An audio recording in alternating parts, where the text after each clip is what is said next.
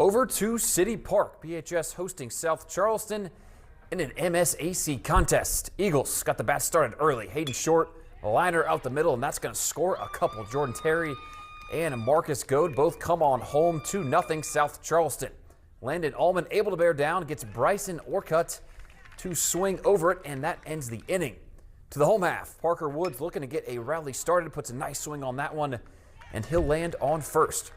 Woods would advance to third on a wild pickoff throw, then Gavin Fling lofts one out to deep left, and that would indeed be deep enough for Woods to tag and scoot on home.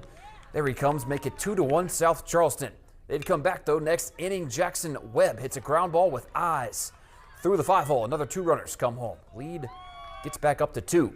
Runners on second and third for PHS. Ball gets to the backstop, and Tyler Cameron gonna make it home safely. Tristan Osborne would get CJ Caritas to weakly ground out here, an inning ending out. However, though, Parkersburg goes on to win in extra innings thanks to a Parker Woods walk-off single. How about it?